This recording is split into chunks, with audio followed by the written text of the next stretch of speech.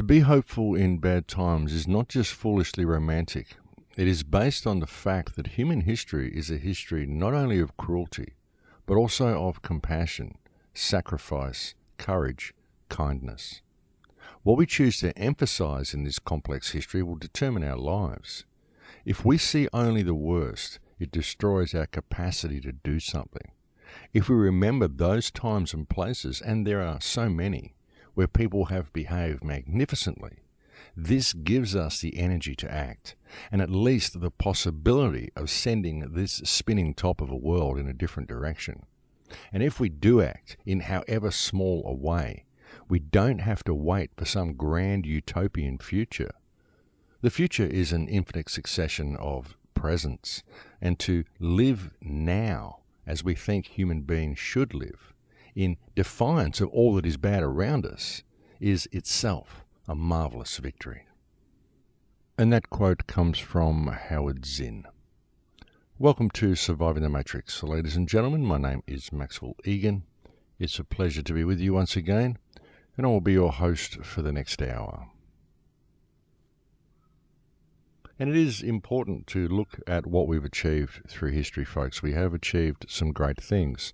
And really, when you look at all of the positive change that's ever been brought about on this planet, every revolution that has ever been sparked, anything that's ever emancipated human beings from the bondage that they've been in to any degree, has always been an event which was instigated ultimately by the actions of one single person. Everything comes from the actions of single people, folks. Every idea is born in the mind of one solitary individual, and ultimately that ripples out to inspire others, and so the revolution begins. But ultimately, it's always come down to that one person being willing to act at the onset, and that is true for everything of a positive nature and everything of a negative nature that's ever happened throughout our vast and very colourful history. And I find that to be an incredibly inspirational thing to think about, an incredibly inspirational thing to realise, that just the power of human imagination to create things. Everything that we've got around us ultimately stemmed from an idea that somebody had. The desk that I'm sitting on was an idea that somebody had, and they put it into action and they built the desk. The concept of slavery, the concept of this prison system, the concept of the debt slavery system that keeps us so under control and maintains human consciousness within a system of commerce was an idea that somebody had. And the idea that is beginning to creep into people's minds these days is the idea, the concept of freedom. Because people are beginning to realize that they are not free. They are simply free range. Indeed, true freedom is something that those human beings who live within the civilized sections of society are yet to experience. Because freedom is something that simply doesn't come with civilization.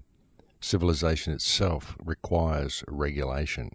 It requires rules. It requires people to be subservient to certain authorities that claim power. And this may not be a bad thing if it was done in an honest, open and compassionate way. If we had a system which had its basis in integrity, then it may not be a bad thing. But with the system that we currently have, it is a very bad thing. Simply because those who control the system do not have the vast majority of mankind's best interests at heart, nor do they have the best interests of the planet or any other life forms at heart. And this can be clearly seen simply by appraising the powers who believe they be by their actions. And that is one reason why it is so important for people to pay attention, and why it's so important for people to become proactive in their community in order to bring about some positive change, because they can bring about this change. One person can bring about change, and all we have to do to confirm that fact is look at history and realize that every idea, every spark, every revolution, any event that has changed the direction this planet is going in has ultimately been the creation of one individual's mind, one thought that sparked in the mind of one person that then rippled out and inspired others to follow suit. And that is just one reason why people out there should not feel like they are a little person who is not capable of bringing about change, a little person who can have no effect on the big system, because nothing could be further from the truth. The system itself is the product of an idea that somebody had, and all we have to do is have another idea and inspire those around us with this idea. And if we choose to participate, we could change the world in a day. It always comes down to participation, though, ladies and gentlemen. There are too many people who have ideas, but they don't put them into practice. And an idea that is not put into practice is simply a wasted thought. I had an idea 6 or 7 years ago. I had an idea that I could change the world if I started speaking out about what I know. I had an idea that if I created a website and I spoke to people from my heart and I gave them my perspective of what I see in the world, and I delivered it to them in a manner which was based in common sense and compassion and empowerment, that people would listen and people would begin to wake up and see the world through different eyes, and that we would change things. This was my idea, and so I created the Crow House website and started putting information out there to people. But I didn't know how to really harness the power of the internet, and I didn't feel like I was really reaching enough people. And so I thought, well, what I really should do is I should be a radio host. Wouldn't it be good if I was a radio host and I was speaking to the world and the world was actually listening? I had the idea that that would be a way to reach people, but I didn't have any idea of how to put it into practice. I didn't know about internet radio. I didn't know about blog talk radio or any of that sort of stuff. I didn't even really know about YouTube when I first had the idea. I thought YouTube was a place where school kids went and put their home videos. But then when I realized that YouTube was a lot more than that, and that there was in fact an entire truth movement on YouTube, then I had the idea to create the big picture. I placed it on YouTube. I didn't expect anybody to watch it, but I thought it was a good idea to do anyway. And so I did it, and because I put that out, I was contacted by a radio host from Kansas who interviewed me, and later the station offered me a job as a radio host. So I kind of manifested the radio host position simply by having the idea that that may be a way to reach vast amounts of people and thereby change the world. I had the idea, and then by following synchronicities in my life, the idea became a reality. And that is the importance of synchronicities as well. That's the importance of being aware of synchronicities in your life and following these synchronicities when they offer to lead you places. Because that's what they're always doing. Synchronicities are always offering you a different path than the one you thought you were going to take. You know, this is an electrical universe, and every thought that leaves your head as an electromagnetic impulse. And it's the same with an idea. So you could think of an idea when it comes into being and you have that light bulb moment and this idea appears. It becomes its own entity, and it has its own life, and it can create its own reality. And when we remove thought and we stop trying to plan things and we simply have the idea and allow the synchronicities to lead us, that's when the magic happens. Well, that's what I've found anyway. That is certainly when the magic happens in my life. It's when I plan things and I have steadfast concepts in my head that I wish to perform, that the idea is not allowed to blossom on its own. The idea is not able to manifest through synchronistic events. You know, you have an idea, you create a rigid structure around the idea, and you impede the idea's ability to be able to connect with the energy field around it, and thus manifest the synchronicities that you need to set the idea in motion. Well, this is the way I've found it in my life anyway. This is just the way it works for me. Every time I try to plan something, it never really works. Something always goes wrong. But if I just have the idea and then allow the synchronicities to take me there, the idea always manifests. It may not be exactly the way I thought it was going to be in the beginning, but it always manifests the way it should, and very often it works out to be better than what I thought it was going to be.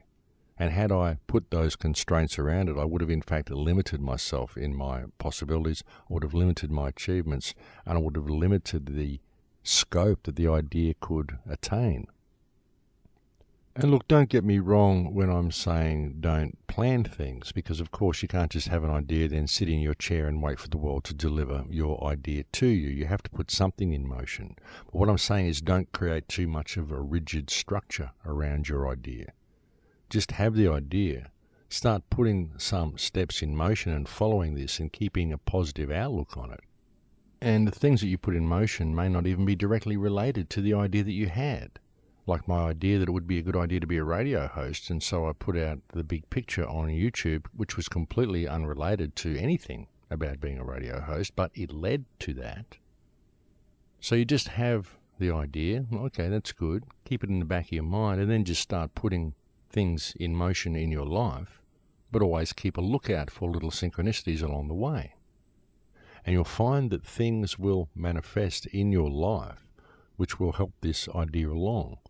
People and things that you least expect will just make themselves available to you when you least expect it, and magic will happen. It just does. The idea that I wanted to go and make the film in Peru, in the Amazon, I had the idea, I had no concept of how I was actually going to get there and do it.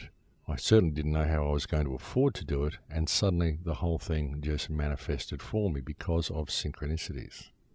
This is always the way. When we were in the Amazon, there was one particular section where we wanted to go. There was one particular piece of forest where there's been some vast clearing that we wanted to see, and we tried twice to get to this section of forest, but we were not able to get there due to rain and due to other things holding us back, and we eventually had to hire a seaplane and fly over the section of jungle in question. But the point is that had we not done that, we would not actually have seen the vast extent of the destruction that we saw. Had we driven in there the first time, we would have found one clearing, and we would have thought, yes, this is pretty bad, but we would never have got the aerial view to see the actual amount of devastation that has been done. So again, it was a synchronistic series of events. And it was the rigid planning that was preventing us from getting the information that we needed. But when we just opened ourselves up to it and let things flow the way they should and the way they could, suddenly everything just manifested, following synchronicities. You see, had we ever gotten in there by road, we would never have bothered to take the flight. And had we not taken the flight, we would never have got the footage that we need to be able to accurately portray the amount of devastation that is being inflicted upon the region. And the point with all this is that even in what is perceived to be tragedy, like we couldn't get there, we got bogged, we just couldn't make it to go and see these clearings, in all of this stuff which would appear to be setbacks in our mission, actually a light shined through, and what shined through at the end was vastly superior than what it would have been had we followed the rigid planning. So synchronicities are always there for a reason, and what looks like a setback, what looks like something that is knocking you back, is often in fact something which is providing you with an opportunity to achieve something which may very well be far greater. And that's what I believe this time in human history is. That's why things are getting so negative. It's synchronistic. It's giving humankind the opportunity we need to become self-aware again. It's providing us with the opportunity we need to rediscover ourselves. It's giving us, on a silver platter, the opportunity to address the situation and to fix the problem. Because human consciousness is never going to wake up and come online. People are never going to rediscover themselves unless they're given the opportunity to do so.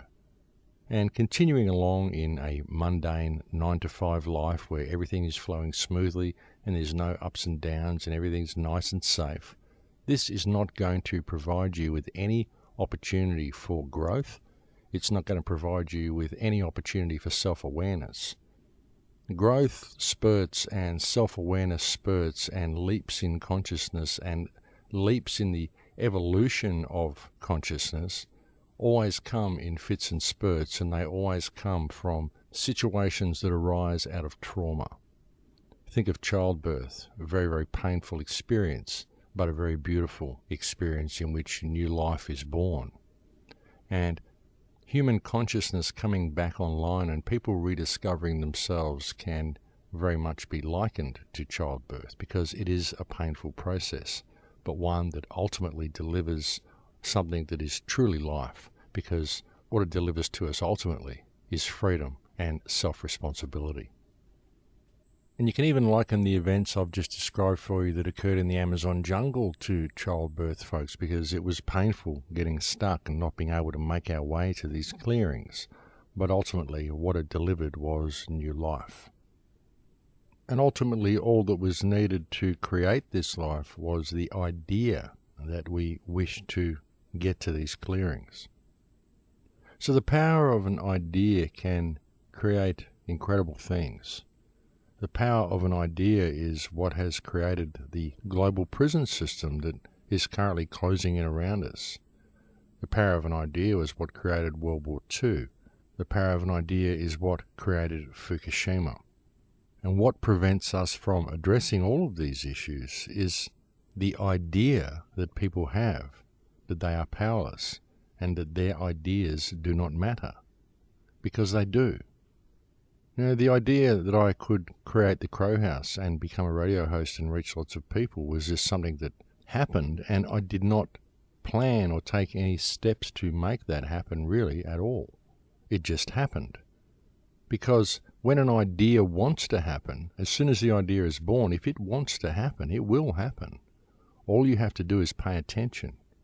But you've got to have the idea to begin with. And this is where a lot of the subtle mind control of our society comes into play, because this society controls what ideas people have. This is done by keeping people in a constant state of brain fog through fluoride and electromagnetic bombardment and television and all of the ideas that belong to other people that they implant within the minds of the general population. And you've really got to ask yourself, folks, where are you getting your ideas from? Are they really your ideas? And the problem, as I said, is that the idea that has been instilled into people is that there is no way they can address this system. But there is, because nobody has control over you. There's nobody on this earth who is any more powerful than anybody else. The only thing that makes people more powerful than you is because the people who hold the power band together in groups, and they use a paper-based reality and paper-based legal system by means of which they grant themselves a monopoly on violence and a group of employees that they can use to carry out this violence, and they keep the society divided. And that is absolutely key to understanding how this control mechanism works and to seeing what the key to escaping the control system is. Because they band together in groups and they work together, but they keep society divided. There it is, right there. It isn't that there's a lot of them, it's just that they work together, whereas we are divided right down to each individual, even divided within our families, not just amongst our neighbours and amongst our friends, but we even find division within our families because we're trained to have this divided attitude. And it's a program. It's a programmed division that exists replete throughout our society. And it is this division of society, this divided state of the society, and the way the idea that each person is separate is instilled into people, and the idea that they have no power against the system, and the idea that it's all about number one and you only have to look after yourself and it's all about the one with the most wins, and the idea that you have to have social standing and economic value above everything else, that has created and perpetuated this situation. And these are all other people's ideas that have been programmed into the general population. Well, back in 2008, I had the idea that I could save the world if I could help people rediscover themselves. No agenda, no money involved, no commerce to be dealt with, just words from the heart.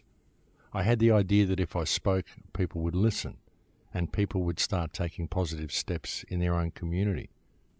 I'm pleased to say I've seen this idea take root, and I've seen a lot of people take the idea on board and start having their own ideas about how this could be achieved. And so I'm starting to see the world change. And it's not just me that had the idea I could do this. There are a lot of people that are out there working to help wake people up to the fact that the world is all messed up and we need to pay attention. But what people, I believe, need to do is to start nurturing their own ideas and start implementing their own ideas in their own communities and start bringing these ideas into fruition, following the synchronicities in their lives and seeing where their lives lead them. Because I still have the idea that we can save the world and we can change the world if we participate. And I've had another idea. I had the idea that we could stop the destruction of the Amazon rainforest. The concept was that, well, people believe that you can own the earth. I don't, but they do. And they believe that's what gives them the ability to destroy large sections of the earth, such as the Amazon rainforest. Companies come in, they buy up sections. They believe that now because they own that section, they can do what they want to it. So, okay, let's buy it ourselves. Let's the people of Earth buy the Amazon rainforest. Let's buy up all the rainforest that we can possibly buy, and let's hold it in trust for the people. Let's hold it in trust for the natives who live there and appoint the local natives, the elders, the people who actually care about the forest. Let's appoint these people as custodians of their traditional lands, and let's put the entire Amazon rainforest in a trust, in a foundation, where it can be held for future generations and for all the people of the earth. I had this idea that this could be done. I was in the Amazon rainforest in 2012 and I had a vision while I was there and this idea that we could just buy the whole thing if the people of the world decided they wanted to participate in such a venture. And I had the idea that if we did buy the Amazon rainforest, if we could at least start buying up large sections of it, it would inspire people. It would show people what we can achieve if we put our minds to things. And I would be able to use this idea, this confidence that people would gain in themselves by seeing this action taken in order to launch the Full Circle project, a project designed to take mankind full circle back to what they should be and to put government back in their rightful position as public trustees and not as the overlords that they have exalted themselves to be. Because I truly believe that we can do this, ladies and gentlemen. I truly believe that with enough public attention and a respectful, common sense enough approach to any situation, if it is done publicly enough, with enough of the community behind it and supporting it, then we can rein this whole thing in and we can take the entire world in a different direction. I really believe it's the disempowerment of the common man, the disempowerment of the people of this earth, their belief in the idea that they are disempowered, that is the real problem that we face on this planet. Because it's all just people, folks.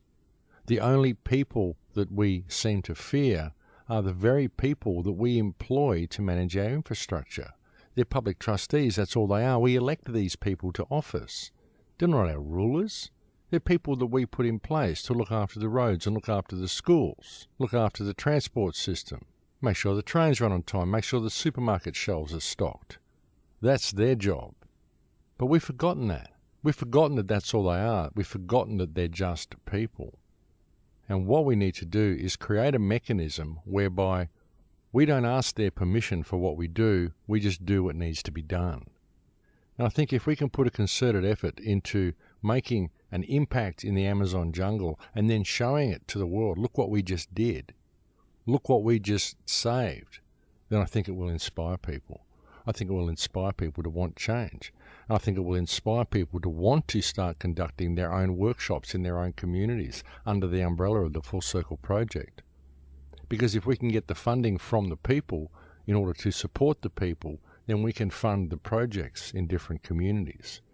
But all this has to be publicly funded. It all has to be done by the people. But what we need to provide for the people is an idea that works. And that's what I believe this could be. In fact, I have so much faith in the ability of this project to work that it's what I've been putting all of my time into. And in the spirit of making this happen, a foundation has already been created to handle the whole Amazon buyback and the whole Full Circle Project. The foundation is called the In Lakesh Foundation because, as you've often heard me say, in Lakesh, I believe we are all each other. I believe if we can treat each other as each other and work together, then we can make a difference. And that's what this foundation and this project is all about. The In Lakesh Foundation is a private foundation. It exists outside the jurisdiction of government.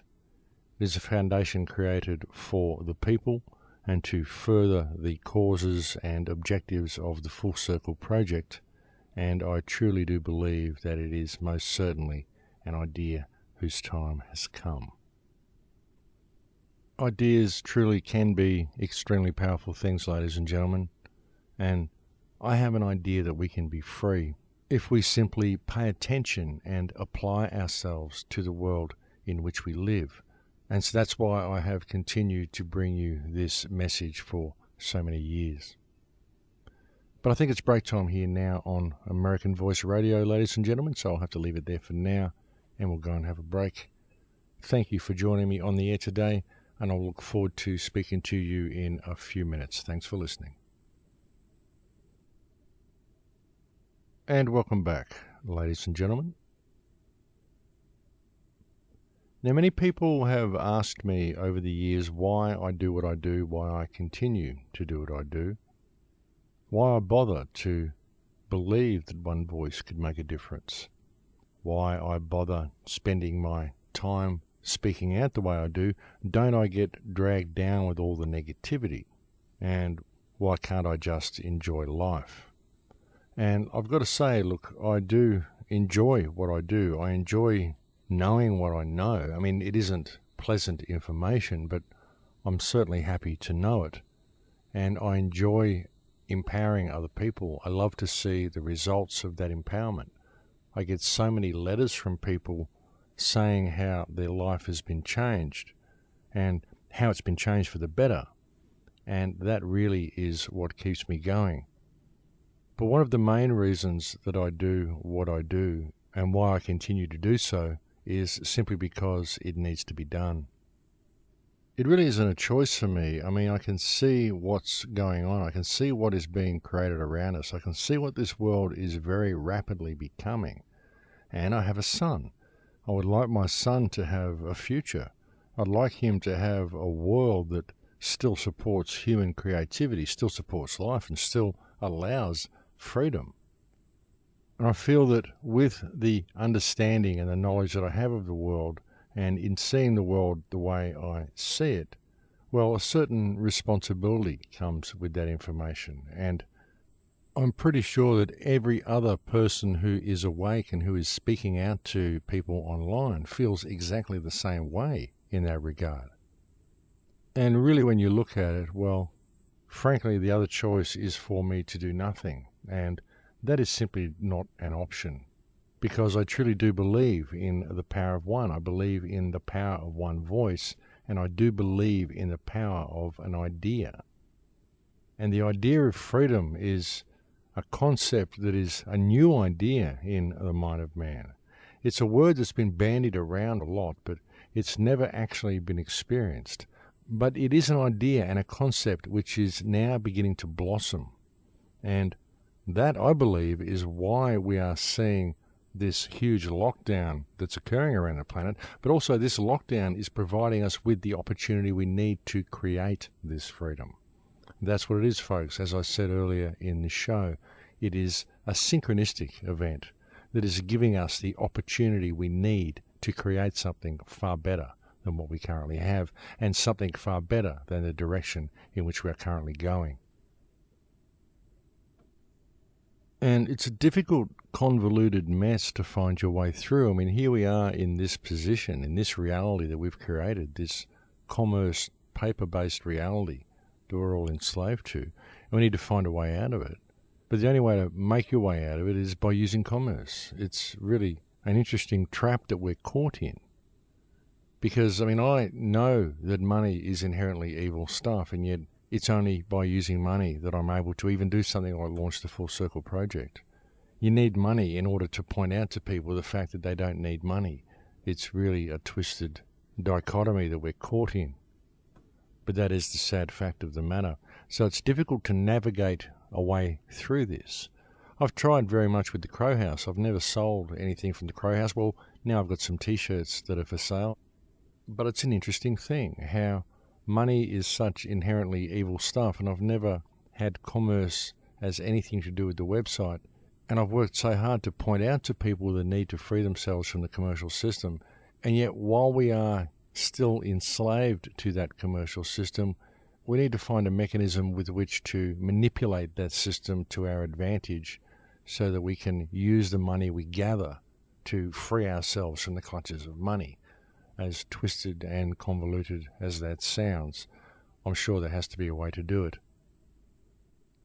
Really, a lot of it, I believe, is because of the media. I mean, the only way to get information out and saturate the world with information is through certain forms of media, and this, of course, costs money.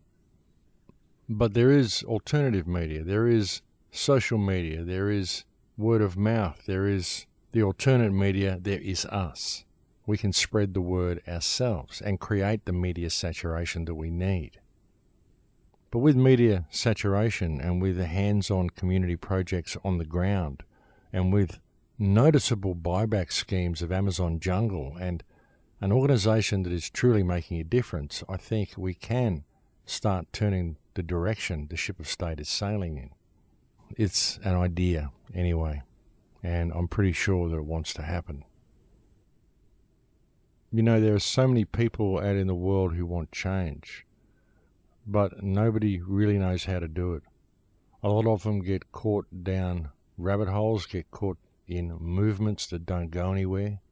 But what about a movement that isn't a movement? What about a movement that is just an idea whose time has come that you can implement yourself simply by changing your perspective and involving those people around you? You know, if we can create an organization whereby if someone's got something that works, we can implement that. We can fund it and implement it and get the information out to the rest of the world. Free energy devices, hidden or suppressed remedies, anything that needs our attention. We can get people on the ground where they're needed and work to make a difference locally, all over the planet, and re-educate people into who and what they are. And most especially re-educate them into what the role of government is supposed to be. And we don't have a choice, folks. We have to do this. We have to do something which is going to make a difference. We can't just join movements and go to lectures and sit back and get people up on podiums over-intellectualizing their version of the world for us and go away with our pamphlets and our DVD and our little sticker and think that we've made a difference. It doesn't work that way. We have to get involved ourselves, and we have to create a mechanism by which to do it. Something that unifies the people, but still gives them the power and freedom that they need to be themselves, to implement their own ideas, and to make a difference in their own community. But to have it connected globally, so that there are fibers. It's a web that we create ourselves. Fibers and a web of proactive people, actively engaged around this planet to make a difference, working each independently, but also working together. Well, that's the idea. Anyway, ladies and gentlemen, I mean, I'm probably going on and on about this, but it is something that I'm quite excited about. I really do believe that it's an idea whose time has come. I think it's a good idea. and I think it will make a difference. But we should never underestimate the power of a good idea. But the thing about any idea that's going to change the world is that what it's going to take is audience participation. That's what it's going to take, is for people around the world to want the idea to work, for people to want change, for people to want to be able to be involved in something, and once committing to it, to actually be involved and actually do something to make a difference, not just offer lip service. Because there's also a great deal of that. There's a great deal of protests, there's a great deal of rallies, there's a great deal of rabbit holes that people are led down, but very often they're just blind alleys that don't make a difference. What I want to create is something that works both locally and globally. And it's not a movement that you have to go to meetings for. It's not a movement that you have to wait to come to your town to deliver a lecture. But it's something that you can do right there. Something that everybody in your local community can be involved in. And also global initiatives that people can be involved in, like the Amazon buyback initiative. And there I go, I've gone straight back to the same topic again, because it has excited me, and I do really believe in this initiative, ladies and gentlemen. I think 2014 has to be a year that we make a difference. It has the potential to be a year that we make a difference anyway. I hoped it would be last year. I hoped it would be the year before. I suppose I've been hoping it for a good many years now. But now that this project is in place, now the foundation has been created, now that people are seeing the global police state being built around them, and it's becoming so apparent to everybody, now is the time for something like this to happen. Now's the time that we can make a difference. And hey, it's not just my idea that could work. Perhaps you've got an idea, something that will really implement change in your community, something that will make a difference, something that will put the power back into the minds of the people around you. Because that's all it is, because the power is already there. It's just in their minds they don't believe that it is, because the idea that they have no power has been instilled into them. And that's what we have to change. We've got to find a method of empowering the people. And perhaps you have an idea that you can implement in your own community. Perhaps it's an idea that you could contact me about. We could put it under the umbrella of the Full Circle Project. Perhaps we can fund it if we can get the funding to get the project off the ground. But something certainly has to give. And even if we just begin with public meetings and public workshops and the Amazon buyback fund, well, it's still a good place to start. It's still a way of planting the seed within your local community. And I'm sure there are many more initiatives that you've got just by listening to this show that you'd be happy to bring on board and to implement within your own version of this that you could implement in your own community. And that's the thing too, folks. I mean, don't think I've got all of the answers with this, because I don't. I'm still finding my way through it. We have the answers collectively. If we can turn inside and if you can let our ideas blossom, you'll find that the answers are there. They're just looking for a conduit for them to come through. But very often we're not open to the synchronicities around us. We're not open to even allowing ourselves to have these ideas, or to dream that the ideas we do have could somehow come to fruition. But it can't hurt to dream, ladies and gentlemen. It really can't. And if you dream a good idea and you start looking for synchronicities in your life, you might find that this idea wants to happen and will manifest itself for you. You just have to be open to the experience and allow the experience to happen. But more importantly, you've got to allow yourself to dream. But when something feels right, you've got to go with it. And that's what this project does with me. It feels right. This feels like what I've been looking for. I actually had the download to create the film and to start this Amazon buyback initiative when I was in the Amazon in 2012. I had quite an amazing experience while I was there, and all of this came out of that. And that's probably why it feels so right to me, because since then all of these synchronicities have happened, which have just led me to this understanding that this simply wants to happen. But ultimately it's going to come down to the people. It's going to come down to unity. it's going to come down to who really wants it to happen, how many people want to actually be involved, because I certainly can't do it on my own. I do very much believe in the energies of the universe, though, ladies and gentlemen. And so I've mentioned it a few times, and when I launch the project, I will launch it and put it out there, and I'll let the energies do what they will with it. I'll let the universe react the way the universe wants to react. I believe that if the idea is a good idea, if the idea has merit, and the idea is plausible, then people will support the idea. People will feel it for themselves, and they'll want to be involved. And I really believe they will, because it's something that's going to empower people in their own community. It's something that people are going to be able to get their teeth into, and something that they will be able to visibly watch as it makes a difference around the world. I mean, it's got to start small. We've got to start by creating waves and making ripples, and getting these waves and ripples bigger and bigger until more and more people begin to notice and more people get on board. And I think they will. Once we start presenting common sense to the world, I think sanity will prevail.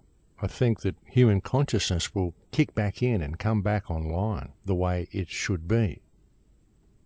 Because even though we live in a state of collective hypnosis and collective amnesia, a collective coma, if you will, there are still far more people in the world who are potentially sane than there are who are psychopathic. Only 3% of the world are born psychopathic. The vast majority of people are what we shall term average, for want of a better word. And there's about 8% of people who simply cannot be programmed.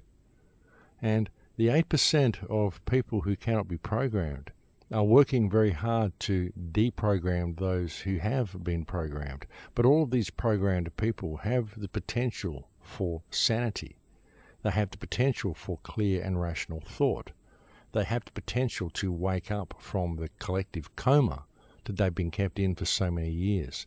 And that's what I believe this project, and probably other projects around the world as well, have the potential of doing. But what I want to see with this is, as I said, something which is hands-on for people on the ground all over the planet, because I think that's what we need. People need something that isn't a pamphlet they take home. It isn't a DVD that they show their friends. It's something that they can actively be involved in themselves, that they can see making a difference around them. The question is, do people really have the courage to be involved? Because it will take courage. There will be confrontational times. There will be a lot of opposition to a project such as this. Because the powers that believe they be certainly aren't going to simply roll over and relinquish their power because we ask them nicely. There are also large sections of the alternate research movement and New Age movement who have a vested interest in maintaining the fight, and who actively work to attack anything that looks like it's going to create any unity amongst the people as well. So we'll also have opposition from that direction. There is going to be a certain amount of effort that is involved in making this work. But I believe that this is the time in history that we can do it. And I think that we need to grab the opportunity as quickly and as firmly as we can. And truly, it's all about unity, folks. It's always been about unity, and it has to remain about unity. There's got to be a basis of unity and respect in all that we do, and that indeed has to be the underlying tone of this entire project. Otherwise, it will be doomed to fail from its very inception. It's very interesting how much unity seems to terrify so many people. Whenever you talk about global unity, whenever you talk about one human family, people scream New World Order and run the other way. And the ironic part is that it is the division created via that type of response which is responsible for perpetuating the system. As I said earlier in the broadcast, ladies and gentlemen, It isn't that the people who control this world, the controlling hand, the ruling elite, for want of a better word, the Illuminati, if that's what you want to call them, it isn't that they are all powerful. It's just that they are organized and they work together as a team. There's only a few thousand of them, probably, maybe even less. At the top, there will be actually just a handful. And there's 7 billion of us, ladies and gentlemen. If even a small percentage of mankind decided to display a little unity and to band together to make some positive change, we could bring that change about very quickly. Because even a small percentage of the 7 billion population of this earth would far outnumber the controlling hand. It's just that people are afraid to put down their stuff with each other and to unite with the people around them. People are always so quick to judge others. People are so quick to point the finger. People are so quick to attack anything that interferes with their belief system, anything that interferes with the programs that they're running. People are always looking to blame an outside source. Oh, it's the devil, it's Satan, it's a big evil boogeyman that is responsible. And then there's the other direction. Oh, it's the sigils, it's the spells, it's the magic, it's the electromagnetic fields they set up. And yes, all these things do make a difference, but once you are aware these sigils and symbols and electromagnetic interferences are there, then they only affect you if you believe that they have power over you. Well, of course, this isn't so for electromagnetic interference, but it is as far as sigils and corporate logos and the symbolism and the magic that they use against you goes. The real problem with a lot of these mechanisms is that most people are simply unaware of their existence, and that's how they are controlled. Whereas the whole God versus Satan myth, well, this is just a cop-out, folks. This is just a massive externalization of your power, and it's a way of keeping people corralled so they never lift a finger against the system because they're too terrified and they're so caught up in the belief that they can never do anything against the big evil boogeyman in the sky. It's an old Roman program, ladies and gentlemen, and unfortunately people have been running it for a very long time, and in doing so very much giving their power away. But I think it's all about to change. I think now is the time that we stop running all these old programs. Now's the time we become aware that we've been running them anyway, and we deprogram ourselves. That's what really all of this is about, isn't it? It's about deprogramming people, getting people to rediscover themselves. That's what it's all about. And you can confirm this simply by seeing the reaction that people have when they suddenly become aware of how the world's actually run. They say, I woke up. It's like a veil fell away from their eyes, and they suddenly see the world differently because they stop running all the programs. Of course, there are still many residual programs that reside within people, things that are caught up in the cache of the biological computer that each of us inhabits, which is essentially what our body is. But they begin to fall away the more and more people reconnect. The more and more people become aware of the energy field around them and start to connect with reality through the energy field, the more they change their emotional state, the more they give to people, the more they step away from commerce and stop basing their entire existence on commerce. And even the donations that people give to me, I spend these donations on DVDs that I give away to other people. I spend them on health treatments that I give to other people. I spend them on things that help others. I use some of it so that I can eat and pay the rent, but what I have spare, what I have in excess, I spend on others. And if I do a trip somewhere, it's usually a synchronistic event that happened, and it was sponsored by someone else who wasn't someone who has been making donations to the website. This is just the way it works. I don't spend donation money on travel expenses. I just follow synchronicities, and that's how my life unfolds. And I think things unfold the way they are supposed to. And I go to the places that I go to when I go to them because you guys out there listening to this show need the information that I get in those places. And so I just follow the synchronicities and allow it to happen. Even with the recent time that I spent in Peru, I went there and I had no real idea where I was going. I just knew that I had to go to Peru because a movie wanted to be made.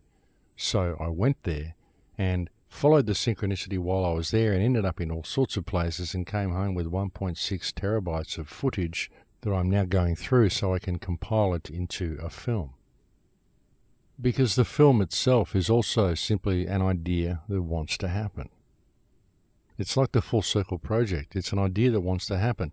And it's interesting because each one stemmed from the other. And I don't really know where this idea will lead. I can see in my mind the type of world I believe we should be living in.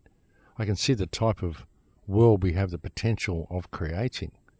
I can see something very, very beautiful and something that frees humankind, something that frees us all, something that allows us to start experiencing the art of our lives, something that allows us to take human creative potential to heights that we can barely imagine. I can see all this, but I don't really know what the steps are to get there. I just know it wants to happen, and so I'm doing what I can to hopefully attract the synchronicities that will lead to a positive outcome for this world that we live on and for the beautiful species that inhabit this world. Maybe I am just a dreamer.